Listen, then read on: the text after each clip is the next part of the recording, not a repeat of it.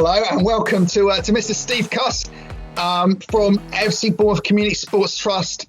And obviously, Steve, we've known each other for quite a while because this is where I was down at Bournemouth there, and you've got your badge on your shirt, so that's ace. I've been looking forward to this one because I really like what the Community Sports Trust does. I believe in the Community Sports Trust. And for me, to have that marriage between SCL and the Community Sports Trust has been fantastic. So for those, everybody listening in, Steve, can you introduce yourself and tell us who is Mr. Steve Cuss? Yeah, as you say, Colin, it's nice to see you. Morning. My name's Steve Cuss. I've been head of community at AFC Bournemouth now for 18 years. So I've had the real privilege. So, Steve, you could have only started when you're like 12, yeah? I wish. Yeah, it does. The years when you look back, this lockdown period has given, I think, everyone a bit of time to review back. And actually, Definitely. when I think back 18 years, I think what the job was like when I first started and to what it is now. And obviously, back in 2002, Bournemouth wasn't a Premier League club either. So it was, we've only been a Premier League club for 5 years. So, it was a much different job to what it is now. But as head of community, it's given me some fantastic opportunities. And been proud to have been part of the club for that long. Brilliant. So the thing is, I guess that obviously we've got our students, and one of the things that I think our students, I try and give the students I'm teaching or the students I'm talking to, snippets of my journey through my life to get to where I am. And I think sometimes they look at me and go, do you know what, old man, you're nothing to do with it. You don't know what you're talking about. But obviously we were those students once. So I know that's where, you were a 17, 18-year-old. I mean, not that long ago, but you were a 17, 18-year-old. So, Steve, tell me your journey from your 17, 18-year-old student to now where you are head of community at AFC Bournemouth.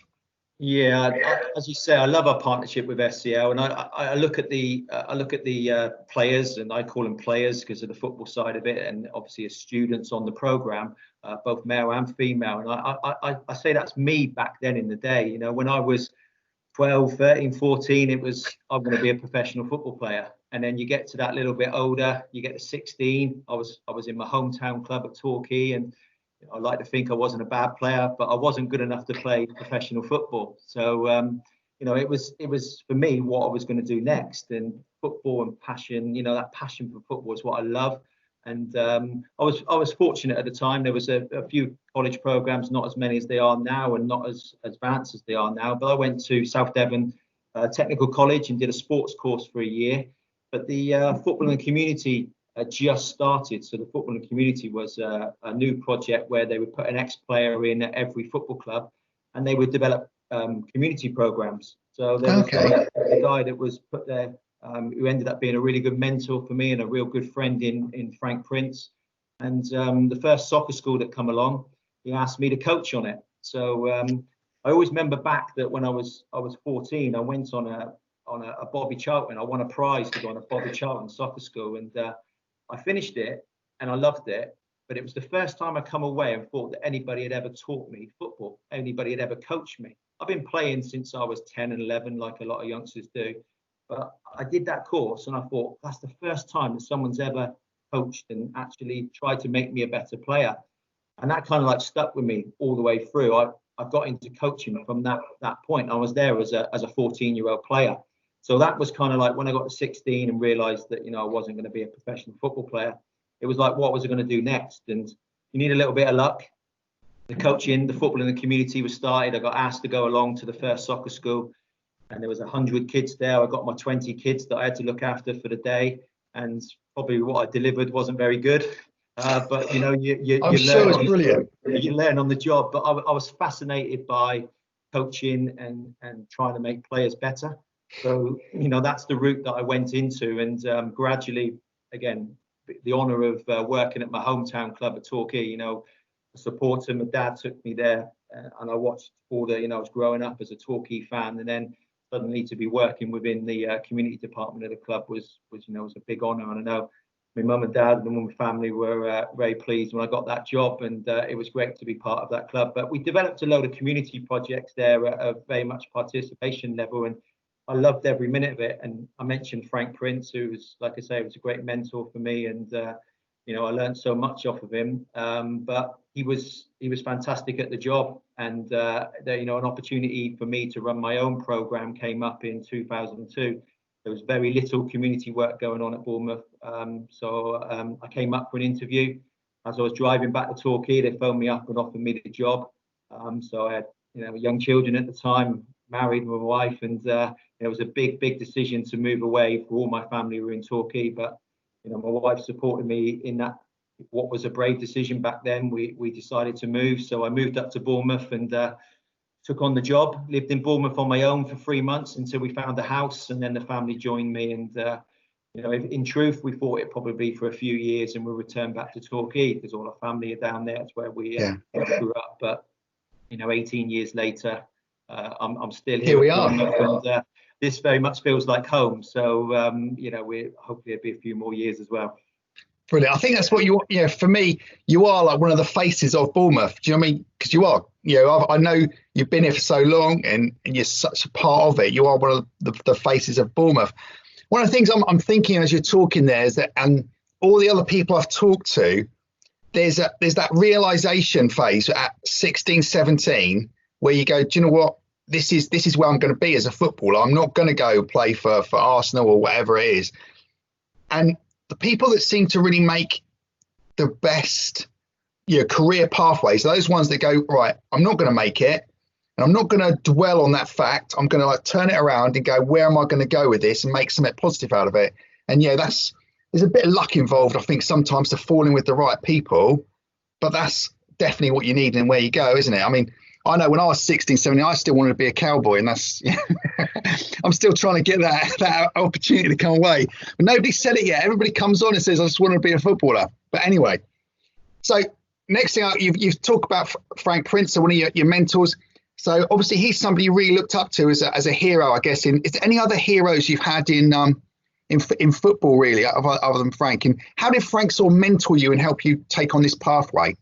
Yeah, I think the additional support that I had was, I come from a football family, and my nan, my granddad, my uncle, my mum, my dad. I've got a brother. It's only 14 months between us. We were all into football, and I had really good family support. So I used to love weekends, and that's what I'm finding hard with the lockdown, with no football at the weekends. Is that I can visibly remember as a kid, going and training in the morning on a Saturday, going to watch my uncle play local football in the afternoon with my grandparents. And then Torquay used to play in the evening when I was a child. Saturday evenings they used to play, and after I used to go and watch that with my father. And those are special times to have, as a young child, to have football all weekend and embedded in me. So I've got to say that my family played a huge part in sort of like mentoring me and preparing me for football as it went through as well. But Frank was somebody really special to me in terms of mentoring me. He showed me how to engage with a coaching platform. I was quite a shy lad, believe it or not, but when I was a teenager and going into my early 20s, I was quite shy. So the prospect of standing in front of even a group of children and coaching was quite a nerve-wracking experience for me. And Frank showed me how to do that. He taught me how to develop community projects. He taught me how to develop them for the need of the community. And, that's something that I, kind of like just hung my hat on all the time. I wanted to learn all the time and get better at what I am. I think I've got that. I've kept that from although I didn't play professionally in my football playing days, I always wanted to be better. Everything I do now, I review everything all the time. I want to be better. Yeah. And Frank had that drive in him to want it to be better as well. And again, I mentioned my family. We all were kind of like, winners, if you like. They my family wanted to win at football. You play within the rules and you want to be fair, but you want to strive and be the best you can. I think that's kind of like been with me all the way through my career. I'm really self-reflective on all the projects that I put on. I'm really critical. I always think I can do better, and I always want to do better. So I think that's that kind of like bit of competitive nature in me as well. And Frank had that as a mentor for me, and certainly my family had that around me as well. That's brilliant. I think that's one of those things, that ability to be reflective on yourself and honest with yourself is so, being honest is the most important thing. As I often say, that is, like with my kids, is that if they turn around and go, Dad, it was me that's done that, there's not much you can do and tell them off. And then if you can be honest with yourself and go, do you know what, I could have done better. you can work out how you can do better and make your way forward. And that's such a growth skill to be able to do to build yourself and make a success. So any other heroes? I mean, what I'm going to say is that you strive to be the best. So there's a question I ask most people when I come onto this, the best, because it's one of those ones I often do in the classroom. We have a vote. It's a little debate. Who's the best, Messi or Ronaldo? Which one are you going to go, Steve? Which one? Wow, that is a big one, isn't it? I don't know. You look at it for so many different things, but Ronaldo is special for me. He's got a bit of everything. Messi is so good on the eye. It's so balanced. I might just edge it by 0.5% to Ronaldo. But yeah, two outstanding footballers. And yeah, seeing Ronaldo live as well when he came to Bournemouth for Real Madrid was something special. You thought, yeah, I suppose it's the mark of all good players that actually think, oh, he's not doing much. He's quite quiet, and then bang, he scores goals. He comes alive. Yeah. I think that the top players have got that. They can be out the game, but they can just do something special within seconds. And he has that ability to do that. Goal scoring records are absolutely unbelievable. Just keep on scoring goal after goal. But again, you look at both of them, two really driven individuals.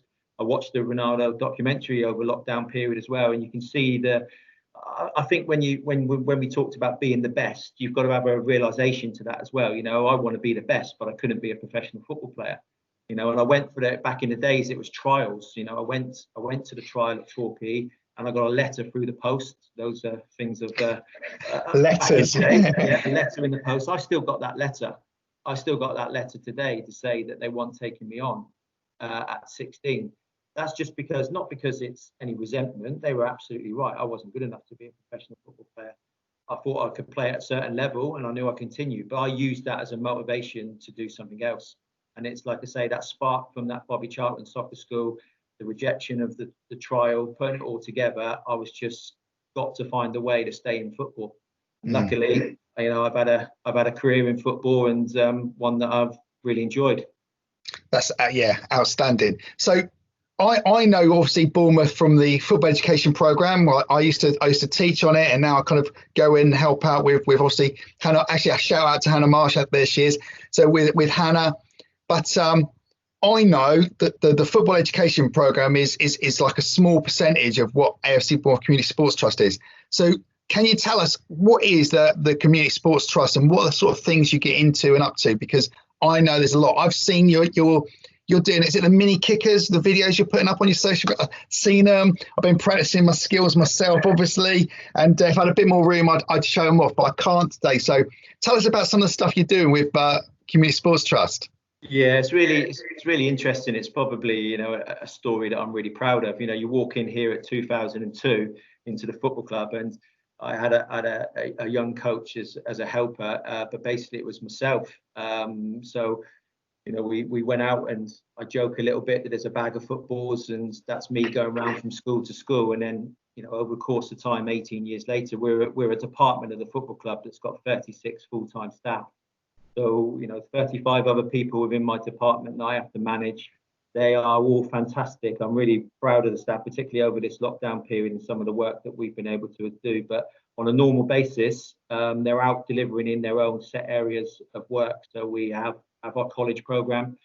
We have our health department. So we're doing a lot of health initiatives around supporting people that cancer, improving people's physical health, mental health. And we've got disability teams, girls and women's programs, the community sessions that you say are mini kickers. It's, for me, my favourite session. It's 4 or 5 year olds on a Saturday morning, and the next hour it goes up in age group. But whatever I'm doing in the week, I've got to be at mini kickers. So Saturday morning at 9 o'clock and Sunday morning at 9 o'clock, I'm on the 3G pitch with those mini kickers. They are a group that really kind of like keep me grounded. Yeah, it's what it's all about. You know, they come with their Bournemouth kits on, they come with their other kits on as well. We allow a bit of that. But they're running around with that real enthusiasm, and it's just inspiring for me to be around the mini kickers. I absolutely love it. And it's a program where we get, you know, upwards of 100 young people, children in per hour. So it's a busy session. So it's one that we're really proud of. But again, I've just been trying. You laugh about the videos. I've been utilising my garden, so I think I might have to buy some turf afterwards. I've been a bit of videos that we've been doing and sending out to the mini kickers. But we all know that the children are missing their football, so we've just been trying to find a different way of engaging. But like I say, I think overall the best way I can say to sum it up is the community department is the charitable arm of the football club. It's our job to go out into the community, and it's our job to allow people to feel close to the football club through our projects. So yeah, we can get supporters through the turnstiles and they can come and watch. We know there's limitations around that, but if they can't come to watch a game, then they can come and take part in other events with AFC Bournemouth and feel part of the club. That is, yes, brilliant.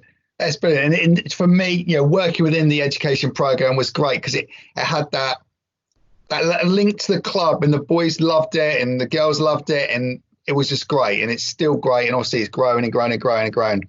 Yeah, so, Colin, I think, sorry, just to add one in there, I've got to say that I mentioned the staff. The college program has provided us with some fantastic members of staff. Part of the exit route out of the football education program is apprenticeships, and we've talked to each other, and we look at good young male and females that can come into our environment who's got a real desire to become a coach, become a teacher, or a presenter or a referee within our projects that we do. And the football education program has provided us with some good young people. We've got Nathan, who was with you last year. Nathan Dragon is a referee and coaching. He's doing some fantastic work with us, and we've got some high hopes for Nathan without embarrassing him on camera. Let's wave to him. Hi, Nathan. Yeah. Nathan always used to make me laugh. We just call him Dragon because anybody's got a surname of Dragon, that's got to be his name, isn't it? Always. Good boy. He's a great boy. He's doing really well. He's a good lad. Really well. Yeah, good lad. I really, really like him. So, this is like a platform for you, Steve. There's obviously the guys at Bournemouth, but the whole SCL, all of the students we have. What advice could you give them for now? I mean, almost in lockdown, but moving on, their next 2 or 3 years. Like I say to them, the education programs, and I'm like, they're full stops.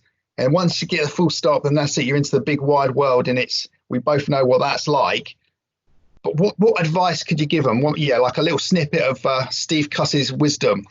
Yeah, I think I look back at when I was their age and what I did, and I've got to say that the job opportunities in football greater now than they've ever been. So you've got to stand out. You've got to stand out from the rest. There's absolutely the qualifications. There's the qualifications that they get off the college programs. There's the football coaching qualifications that you would get. So the more that you can get skilled up and qualified, the better. But for me, the qualifications, as you nicely put it there, is not the full stop, because it's not good enough just to have a qualification. When I was a young coach trying to better myself, I went and watched experienced coaches. I just stood on the side of the pitch and watched people coach. People thought I was watching the training session, but I was watching the coach. I wanted to get better. So I think going to watch coaches is really important.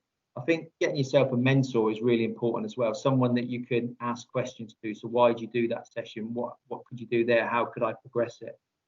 Having a mentor is really important. And I mentioned Frank, who was great for me in my career development. So I think the word would be proactive. Go out there, volunteer, even if it's down at your local under sixes team. Every bit of coaching that you do will make you a better coach. So if you're proactive and you go out there, obviously people look at careers and look at money and want to get paid for things. You don't get to the top of coaching or get to the top of any profession without putting in a lot of hard work. So I think you need to be proactive, doing a lot of volunteering, asking questions, watching experienced people work. And the combination of all those things will hopefully put you in a good position then to go and get a job. Exactly. It's just taking those opportunities, isn't it? It's just going, where is the opportunity for me to do something, and just taking it and going, right, I'll take that one, and just basically building yourself up to be the best the best you can make yourself be. That's what it's all about. So just to sort of wrap us up, Steve, that's been brilliant so far. I've been loving it. And is there any sort of messages we can give out just to try to help? Because these are, I mean, if I was at school, these are unique times. Yeah, we were talking just now about how long it's actually been, and like the meeting I had back in 11th of March, and now I'm going, wow, it's like we're almost in June, and I've been working here on my laptop.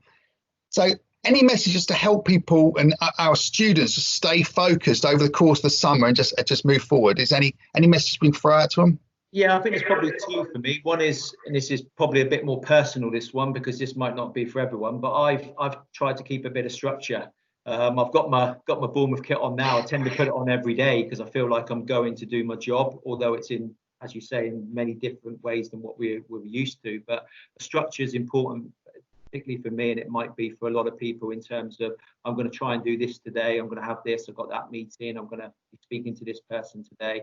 I'm going to try and do this. But I think the other bit is trying to learn something new. I 8 weeks ago, I heard people saying, I'm going to try and do this, and I thought, that's probably not for me, but actually it is. And I think trying to learn something new, it has been good. So my bit is that I feel that I don't review enough. I'm so busy that I jump from one program to the next. So I've just taken a little bit of time just to review things and look back on things. And like I say, I've been watching a lot of football documentaries and just being inspired again by different coaches and players, and just using that time just to upskill myself as well. I've been on a few, as probably everybody has been, a few training and a few webinars, and just trying to upskill myself and position myself as an individual, as well as trying to look after 35 staff that I've got, to be in the best position that when we come out of lockdown, we're in a better position than where we were when we went in. See, when you said you've been upskilling yourself, I was hoping you were going to say you'd learn to play the guitar. Then I was going to say, get it on and we could have a sing song. But unfortunately not. We'll have to leave that till next time, another 8 weeks. And we'll do another one. We'll have our guitars or whatever. Steve, it's been an absolute pleasure to sit down and have a chat with you. And it's really nice to see you, to have a chat with, because, as we said before we started this, one of those things is that you've gone through such this period of time, and we've not had this face-to-face contact to see people and everything else. So sign off. I'll shake hands. I always do online. So there you go. Have a shake of hand. Nice one. And I'll see you soon. You take care of yourself and love to family, and stay safe. All right. See you later. Thanks, Colin. Thank you. Pleasure.